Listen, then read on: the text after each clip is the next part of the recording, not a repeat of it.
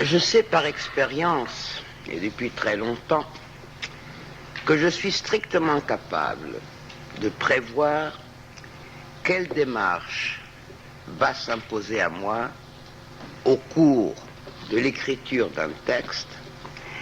quelle que puisse être par ailleurs la précision du plan présent dans mon esprit au départ. D'où ma difficulté à décider d'un titre avant que mon texte soit terminé, sachant fort bien, et vous allez en faire l'expérience, j'espère supportable, que mon titre risque fort d'être peu fidèle à l'exposé que je présente. Quand j'ai répondu à l'invitation de mes collègues de Bordeaux, et je profite pour vous en remercier et pour vous dire le plaisir que j'ai à être ici, mon plan était clair. Et ce plan était fidèlement illustré par le titre que j'ai proposé, Voie d'entrée dans la psychose. Je pensais à ce moment-là réussir à vous présenter, et je dirais presque à me présenter à moi-même, une sorte de bilan du point où j'en suis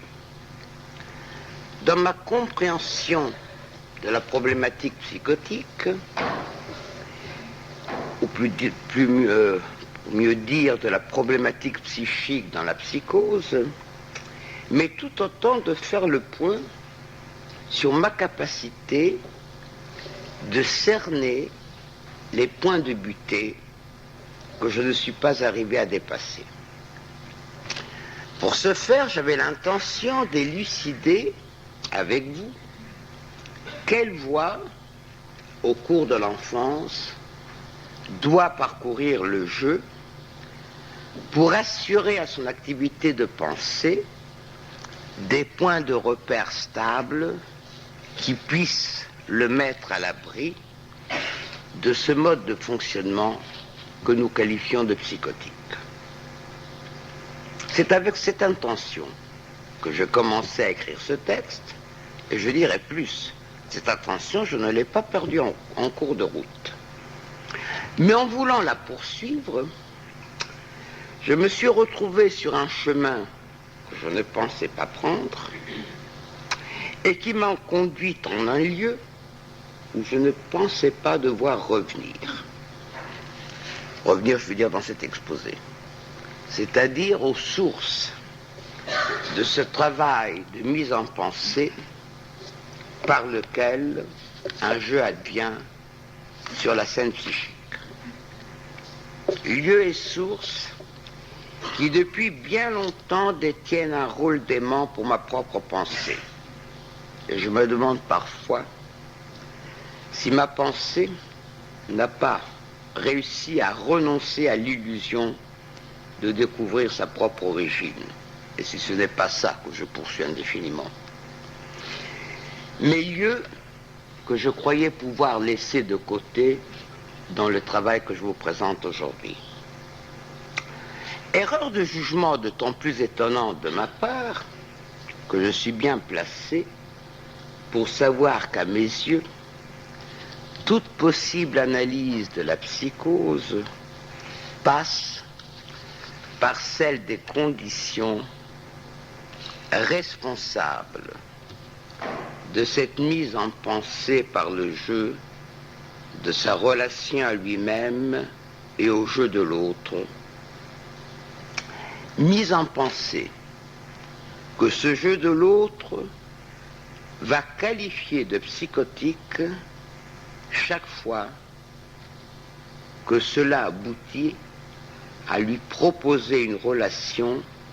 qui ne fait pas partie de son pensable. J'entends à proposer au jeu de l'autre une relation qui ne fait pas partie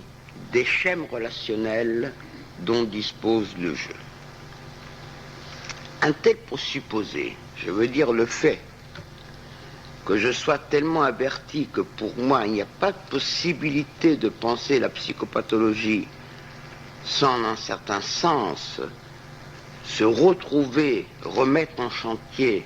une interrogation sur cette activité de pensée grâce à laquelle un jeu existe. Et je n'ai pas besoin d'ajouter qu'il n'y a pas d'autre psychopathologie qui ne concerne que le jeu. Parler d'un fantasme ou d'un ça névrosé, psychotique, pervers est strictement un abus de langage. Ce dont nous parlons dans ces cas-là, c'est de la manière dont le jeu va pouvoir ou non négocier sa propre relation, comme vous allez le voir, à ceux qui du registre de l'originaire et à ceux qui du registre du primaire. Une fois où je savais, j'étais bien payé pour savoir que tel est mon présupposé dans toute exploration théorico-clinique, j'aurais dû savoir qu'encore une fois, j'allais tenter de trouver une voie d'accès à ce lieu d'origine de l'activité de notre pensée, dans l'espoir de mieux saisir la nature des différentes couches biologiques qui composent ce lieu d'origine. Mais avant de vous proposer la discussion, les quelques résultats de cette énième exploration des sources, et en disant des sources, je pensais qu'on pourrait dire de la pensée que c'est une sorte de Nil qui féconde le sol humain, qui rend ce sol humain. Je voudrais m'arrêter avec vous un instant quand même, pour que mon titre fasse quand même sens, sur les implications déjà présentes dans ce titre. Voir dans la psychose un devenir possible du fonctionnement de la pensée, j'entends un devenir, c'est récuser d'en faire la conséquence d'un déjà là donné d'emblée, fût sous la forme d'un non fort clos ou d'un déséquilibre constitutionnel, entre guillemets constitutionnel, des forces qui composent notre capital pulsionnel. Parler de voix au pluriel, c'est souligner que la psychose est l'aboutissement d'une série d'erreurs de parcours et jamais d'une seule. C'est souligner que la voie qui peut y mener n'est jamais linéaire, mais qu'elle est marquée, jalonnée par une série d'effets d'après-coup qui obligent à chaque fois le jeu à modifier sa direction, à choisir telle ou telle ramification, à réorganiser son espace et les voies qui le sillonnent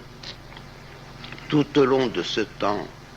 que recouvre le terme d'enfance.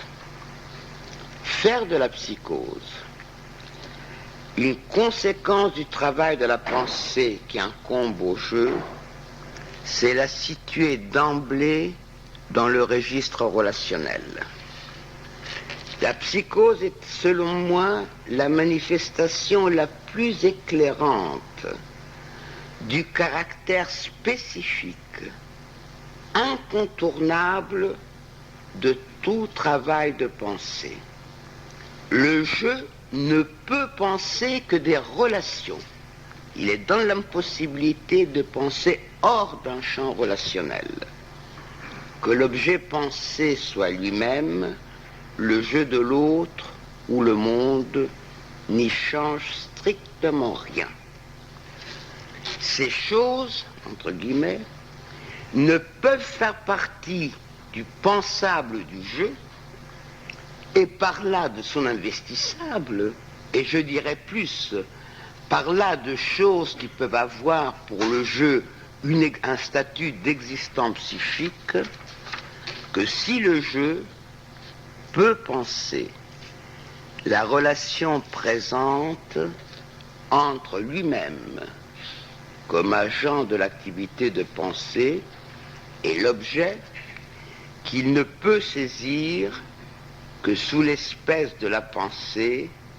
qui en est le représentant psychique qu'il s'en forge.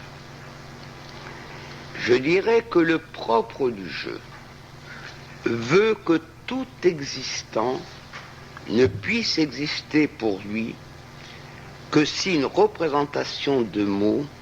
peut se joindre à la représentation de choses.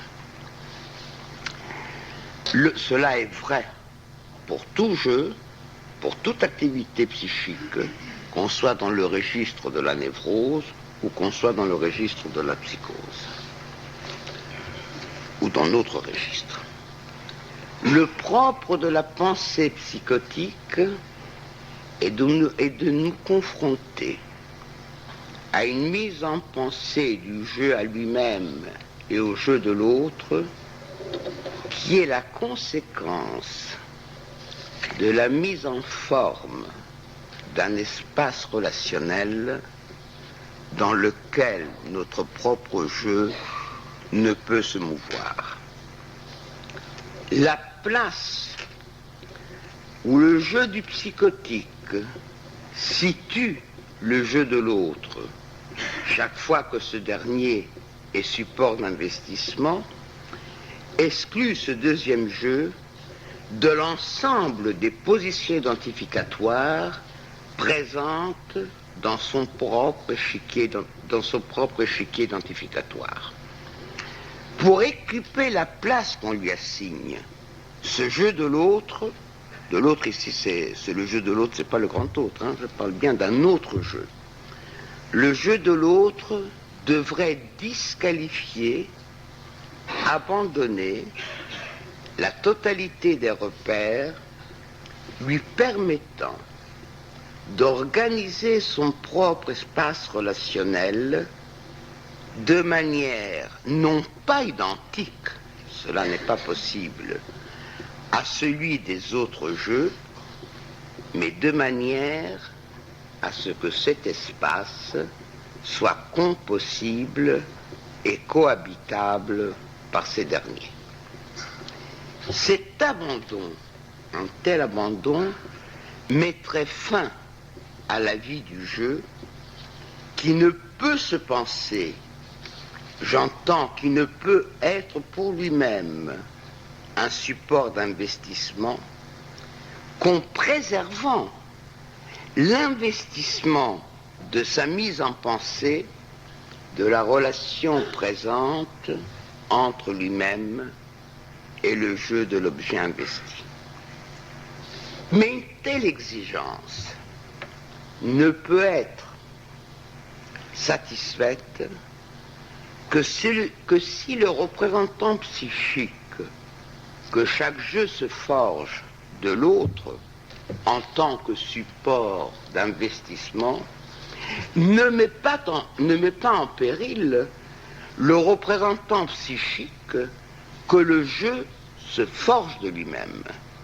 Il n'y a pas de possibilité d'investissement qui n'exige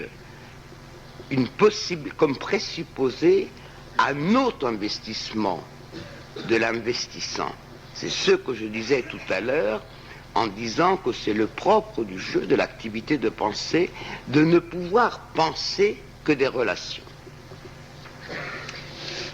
Mais dire que la pensée psychotique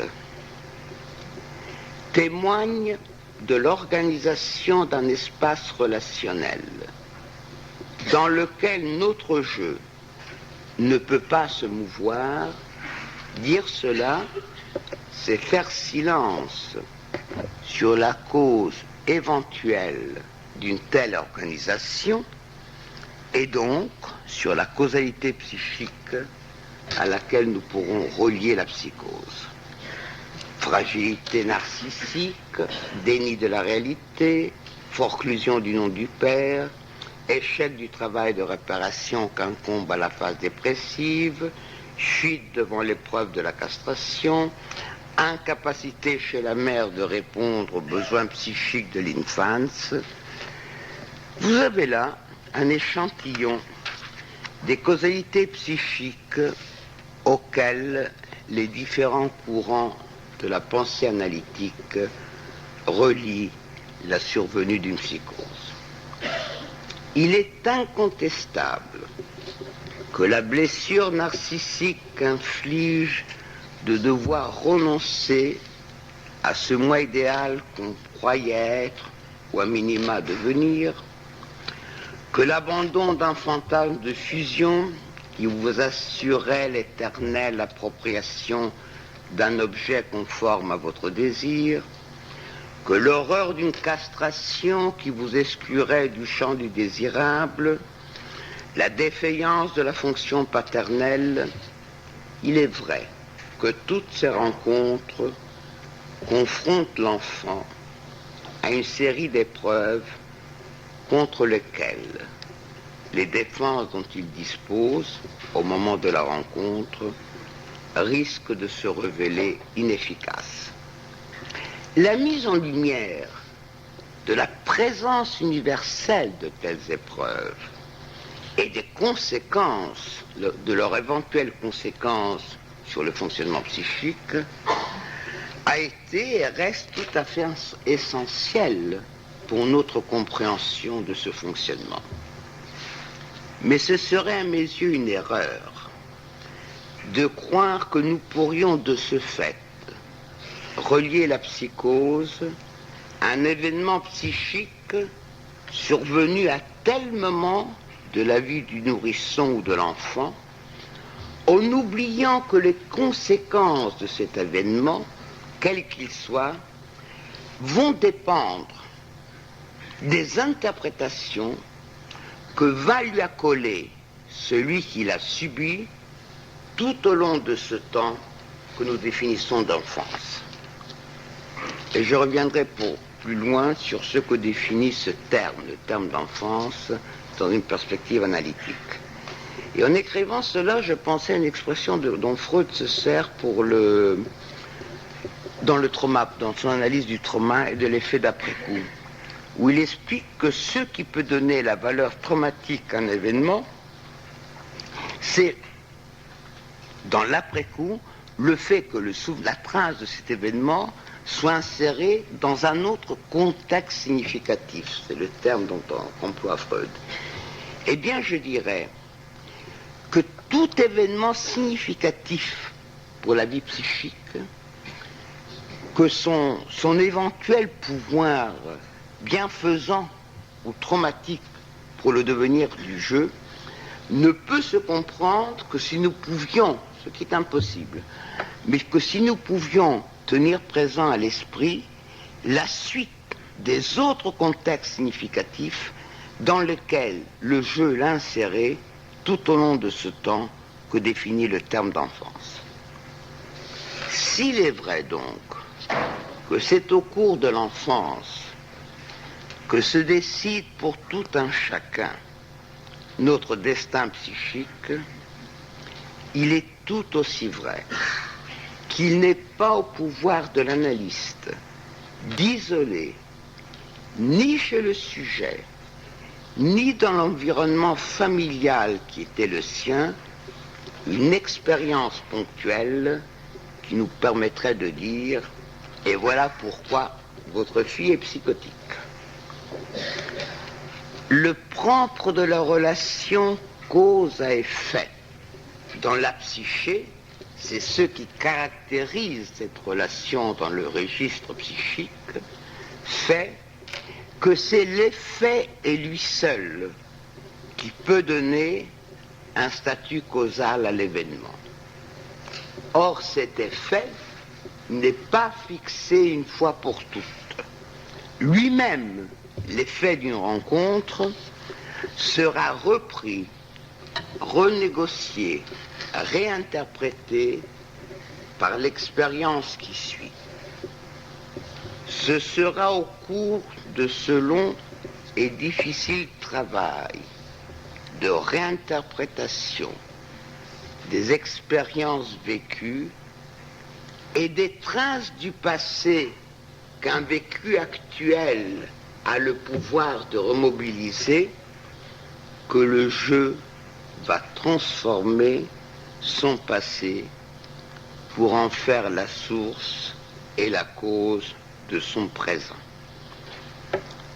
Ce travail de transformation devra ou devrait aboutir à cette composition relativement stable grâce à laquelle le jeu peut substituer à un temps passé et comme tel irrémédiablement perdu, car la vraie perte, c'est bien le temps, et ces parties de nous-mêmes qui ont été là juste un instant avant, ou bien avant, et qui ne sont plus là en tant que telles. C'est donc, je disais, que ce travail de transformation devrait aboutir à une composition relativement stable grâce à laquelle le jeu substitue à un temps passé et comme tel irrémédiablement perdu un temps parlé, c'est-à-dire un temps historisé grâce auquel ce même jeu peut préserver, présent et vivant dans sa mémoire, l'histoire qu'il s'est construite de sa propre enfance. Histoire qui protège de l'effacement et de la disparition les images d'un jeu passé dans lequel doit pouvoir s'ancrer le jeu présent, car aucun jeu ne pourrait se saisir en tant que manifestation d'un présent éphémère qui n'a d'autre fonction que de ponctuer l'insaisissable passage d'un temps passé à un temps futur. Temps, histoire, mémoire avait été au centre de l'exposé que j'ai présenté au dernier congrès de Monaco sous le titre « Construire son passé ». Je n'y reviendrai pas, sinon pour rappeler qu'à mes yeux, le temps de l'enfance recouvre le temps nécessaire pour que le jeu réussisse à mettre en forme et à s'approprier une version de son histoire libidinale et relationnelle vécue de l'histoire libidinale et relationnelle vécue avec ses parents, qu'il donc le jeu réussisse à s'approprier une version de cette histoire qui lui garantisse que ni les parents ni personne ne pourront plus mettre en cause la place qu'il est venu, après un long chemin, à occuper dans son système de parenté, ni la position de désirant chèrement payée dans laquelle il a pu, à la fin de l'enfance, se situer. J'avais, il y a longtemps, défini d'événements psychiques toute expérience affective qui oblige le jeu à occuper une nouvelle case sur son échiquier identificatoire. Et ce faisant, à prendre connaissance, peu à peu, des positions qu'il peut occuper sur cet échiquier et de celles auxquelles il doit renoncer. Soit parce qu'impossible, soit parce que frappé d'interdit. Mais tout mouvement identificatoire nous est toujours imposé, à tout jeu, par la position qu'il pense, à raison ou à tort, devoir occuper pour rester support du désir du jeu de l'autre et pour que ce dernier reste à son tour support de son propre désir. Toute histoire relationnelle nous raconte l'histoire des positions que le jeu a successivement occupées pour qu'une relation de désir se préserve entre lui et l'autre. À partir d'un certain moment, le jeu va découvrir qu'il y a des positions dans son échiquier identificatoire qu'il ne peut occuper que s'il est prêt à abandonner cette première place de désiré qu'il pensait aussi légitime qu'assurée. Que s'il est prêt à prendre le risque de situer dans le futur l'éventuelle rencontre avec un autre désirant avec qui il pourrait cette fois partager une jouissance devenue légitime. Mais pour que ce renoncement et ce risque, car différer dans le futur une possible rencontre, c'est prendre le risque que cette rencontre ne puisse jamais avoir lieu. Il y a toujours un risque dans le différé. Personne ne peut même pas assurer le jeu que ce temps futur, il sera là pour le vivre. Alors pour que ce renoncement et ce risque soient acceptables, il faudra que ce même jeu soit assuré que les fondations de son espace identificatoire et de son espace relationnel ne seront pas mises en péril. Il faut qu'il soit assuré que ce qu'il devient, comme ce qui lui advient, ne le dépossède pas de celui qu'il a été et de ce qu'il a eu. Pour ce faire, le jeu devra transformer un certain nombre d'expériences affectives vécues et passées dans les fragments d'une histoire relationnelle dont il est l'auteur. Ces fragments, telles les pièces d'un puzzle, vont prendre place dans un assemblage qui, une fois terminé, sera la représentation qu'il se forge de lui-même en tant qu'enfant,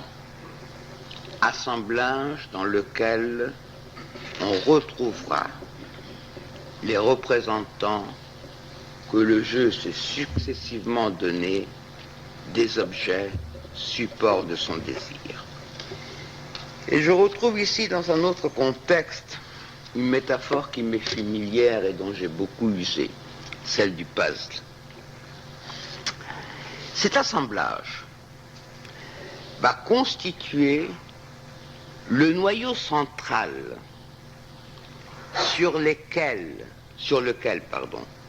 viendront s'ajouter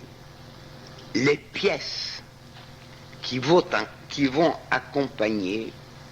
cette suite de tableaux qui vont de pair, qui donnent à voir au jeu et à l'autre son devenir, ce jeu qui par nature, pourrais-je dire, est condamné, le vôtre, le mien, à un état de changement continu. Mais non seulement le choix des nouvelles pièces dépendra des contours de celles composant le noyau central du puzzle, mais il faudra aussi que ce noyau soit assez solide pour supporter ces ajouts continus. Clore le temps de l'enfance suppose que le jeu ait réussi à s'approprier ce temps passé, à s'assurer qu'en acceptant d'entrer dans un temps et dans un monde qui vont exiger une nouvelle organisation de ces investissements, exigence qui va s'accompagner, bien sûr, autrement il la refuserait d'emblée, de la promesse que seul ce changement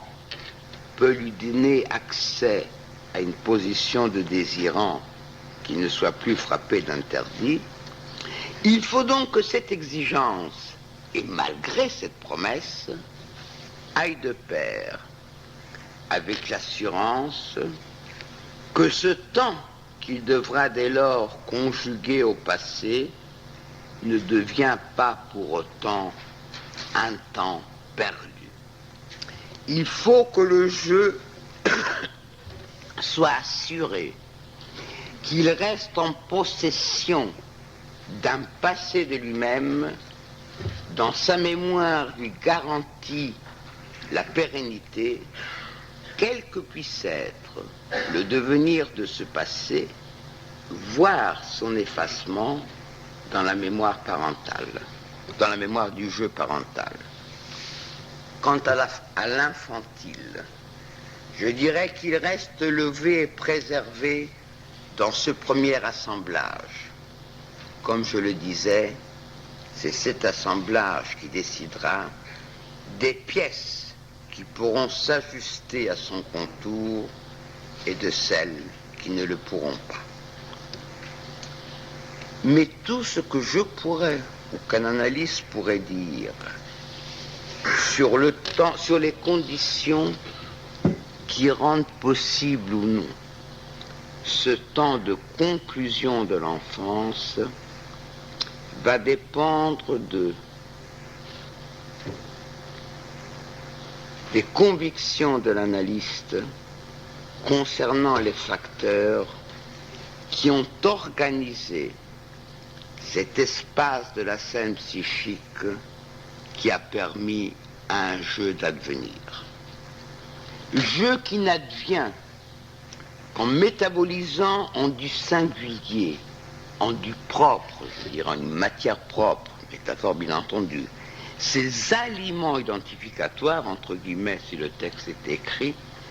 qui par nature lui sont étrangers et qui viennent d'ailleurs, comme lui vint d'ailleurs du reste le discours.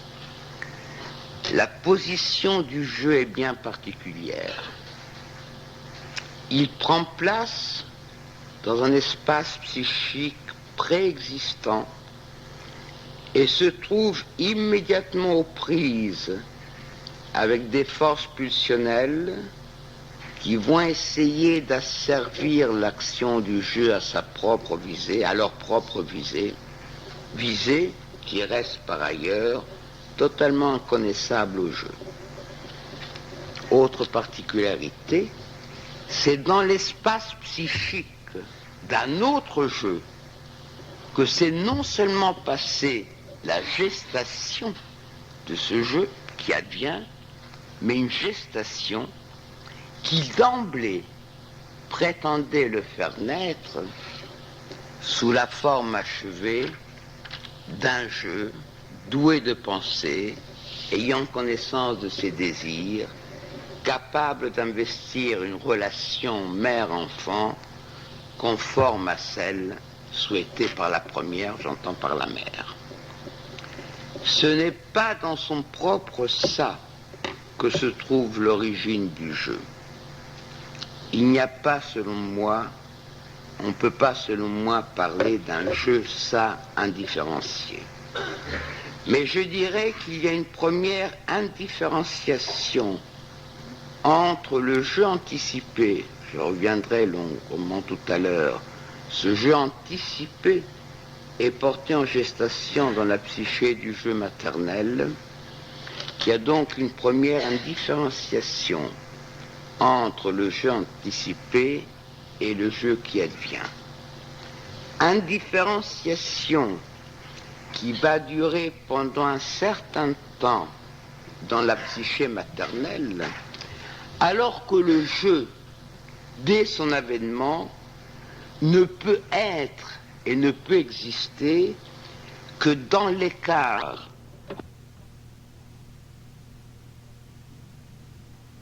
le jeu avec le concept d'une différence. Et que c'est dans cette rencontre et par cette rencontre qu'un jeu peut advenir. Dans l'apprenti historien, j'écrivais que dès son surgissement, le jeu a l'intuition de l'existence d'un avant de lui-même, d'un déjà-là de l'objet de ses désirs, de même qu'il a périodiquement l'intuition, qui s'empresse de chasser tant qu'il peut, que ces objets qui soutiennent son désir ne sont peut-être là que pour cacher un objet inconnaissable visé par un désirant tout aussi inconnaissable qui se servirait de lui. Dans une des notes trouvées après la mort de Freud, et je m'excuse, je la cite de mémoire, je n'ai pas eu le temps d'aller rechercher dans le dernier volume de la Standard, mais je crois que je fais assez confiance à ma mémoire. Je crois que Freud écrit le mysticisme, l'intuition par le moi de l'existence du ça. Je ne vous garantis pas que les mots sont exactement ce que je dis, mais je suis à peu près sûr, enfin je suis tout à fait sûr par contre que la formule est très concise et que c'est cela qu'elle dit.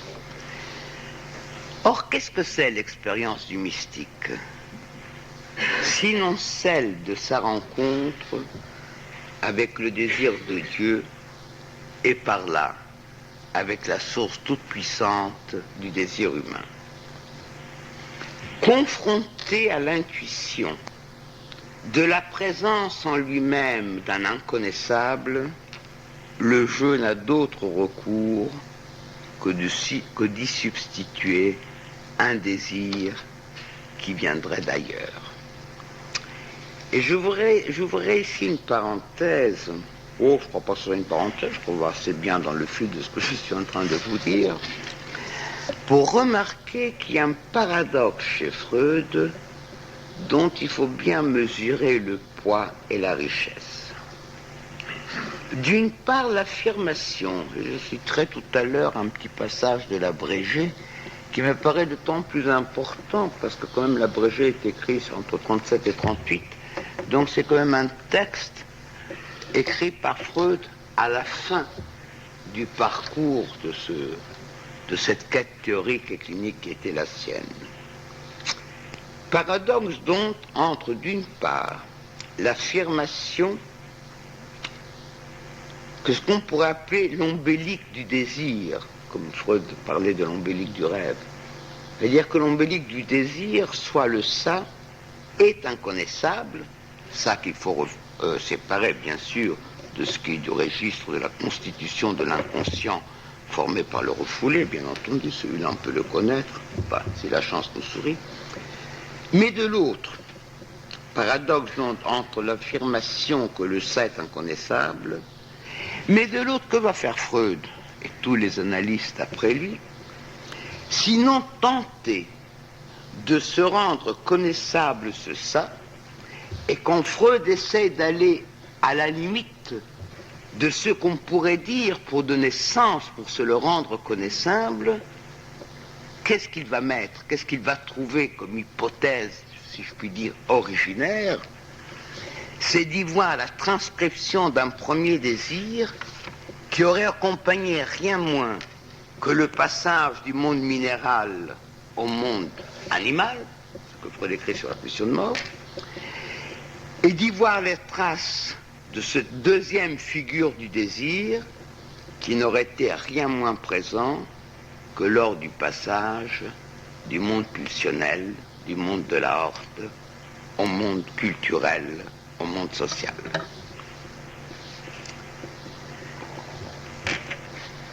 Or, je dirais que si c'est inconnaissable, nous ne pouvons le garder simplement comme tel. Si tout analyste est obligé de tenter tout au moins de se construire une hypothèse lui permettant de déduire,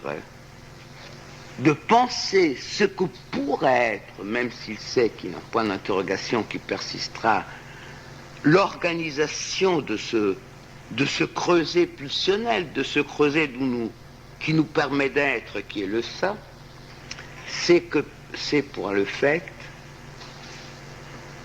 que aussi bien dans le registre de la névrose que dans celui de la psychose, la relation du jeu au désir sera fonction de la relation que le jeu peut établir avec son propre ça. Or, pour penser une relation avec un objet que le jeu ne peut connaître, ce dernier, le jeu, va substituer à cet exclu de sa connaissance à notre objet, qui est son œuvre, et dont les matériaux sont empruntés aux éléments de connaissance qu'il peut acquérir sur le désir du jeu de l'autre. Freud, je vous le disais tout à l'heure, je faisais allusion tout à l'heure, dans l'abrégé de psychanalyse, nous rappelle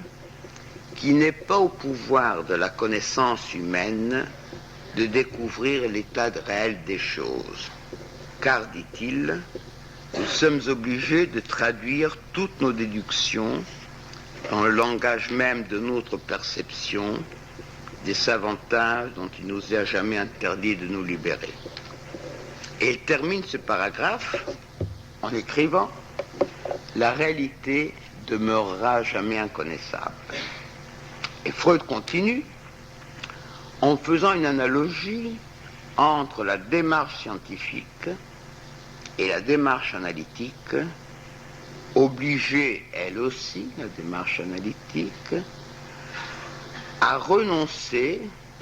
à connaître l'état réel, entre guillemets, du ça, mais démarche capable de combler certaines lacunes et d'inférer l'existence de processus en eux-mêmes inconnaissables, je cite Freud, à partir de ceux dont l'analyse peut avoir connaissance. Mais cette analogie, légitime pour ces deux démarches,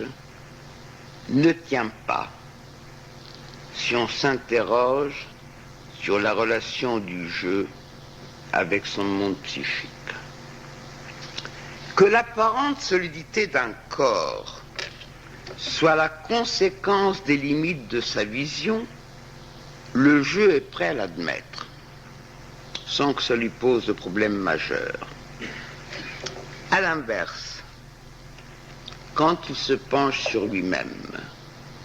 en tant qu'être psychique, il ne peut se dire que l'image qu'il se renvoie ne serait que la conséquence, n'est que la conséquence des limites de sa vision psychique, qu'il est peut-être tout autre chose que le miroir pourrait refléter en la place de son visage un ensemble de molécules en éternel mouvement. Une telle image n'aurait place que dans un film de science-fiction, et j'ajoute qu'une telle image ne serait soutenable pour mon regard ou le vôtre que parce que nous saurions qu'il s'agit d'un artefact. Ce qui est vrai pour l'image que lui renvoie le miroir l'est encore plus pour la représentation que se forge le jeu de lui-même en tant que sujet psychique. Sujet qui ne peut se saisir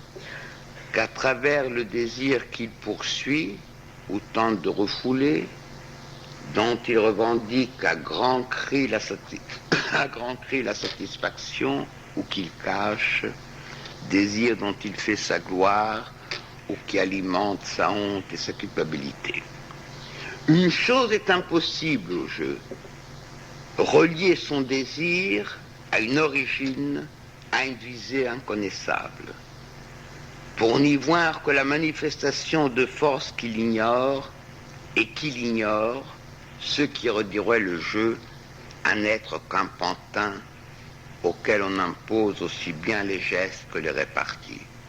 Or le jeu n'est ni un pantin, ni un simple leurre, et le fait de sa méconnaissance. C'est pourquoi ces forces aveugles, le terme de Freud, qui le transformerait en un aveugle, parce que